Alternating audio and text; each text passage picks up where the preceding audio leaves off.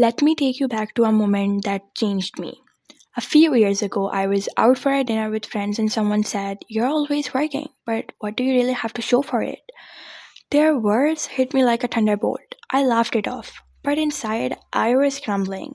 The drive home was a blur of self doubt. I kept asking myself, why did that comment sting so much?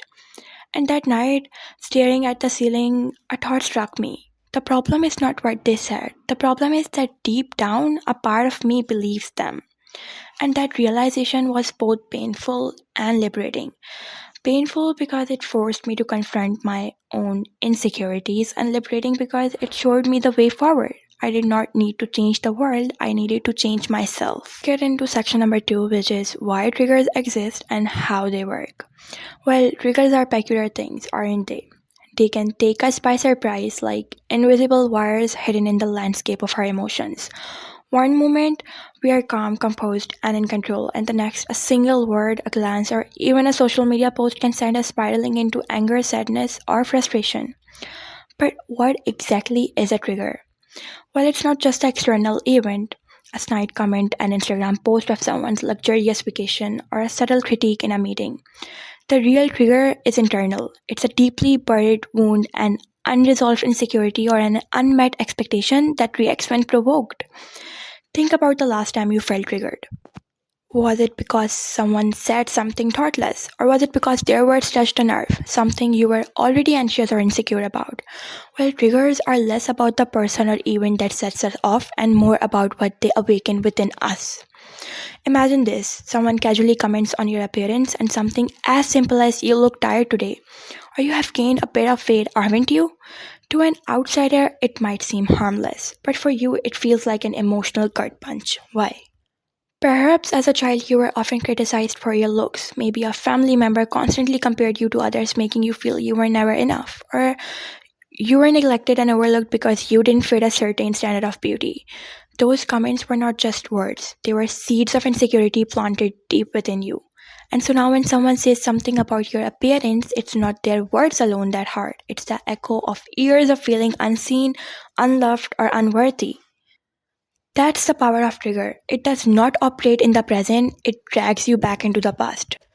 Well, this is the harsh truth about triggers. They are the fingerprints of our past trauma. They highlight the wounds we carry, often without even realizing it.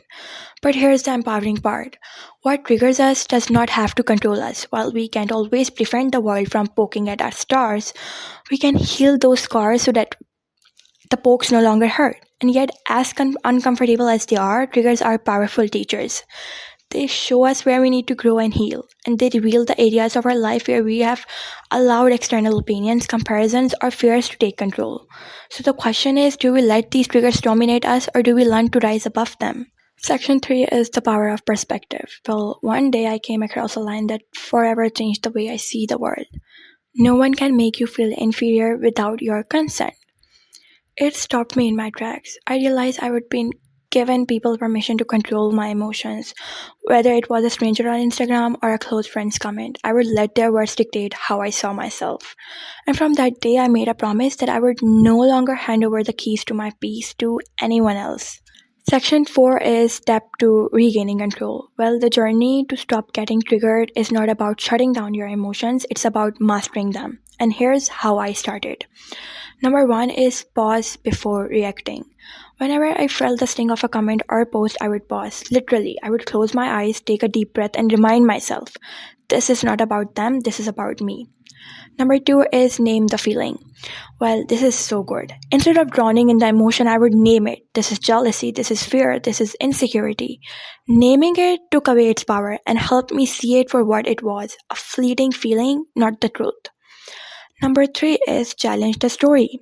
I started asking myself, what story am I telling myself right now? If someone on social media looked happy, I would remind myself this is one photo, one moment. It does not show their struggles, their doubts, or their pains. And number 4, start responding, stop reacting. If someone's word upset me, I wouldn't lash out. Instead, I would respond calmly or sometimes not at all. Silence can be the most powerful response. Section number 6 is the test and the reward. Not long ago, I faced a real test.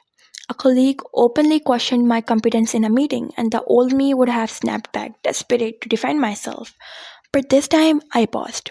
I calmly said, "Thank you for sharing your perspective. Let's discuss this further after the meeting." The room stayed silent, but inside, I felt a quiet strength. Here's what I've learned, that the less you react, the more control you gain, not just over the situation, but over yourself. Section number 7 is the freedom of letting go.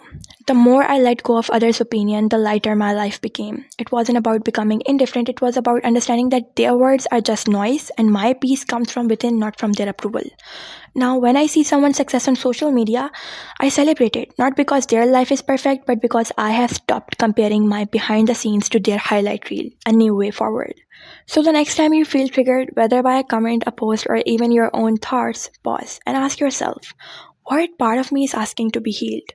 And remember this, triggers are not the enemy, they are teachers guiding you toward the parts of yourself that need love, compassion, and understanding. So, if this message resonated with you, share it with someone who might need it. And if you are ready to take back your peace, subscribe for more stories and insights. Together, let's build a life where we choose calm over chaos and grace over reaction.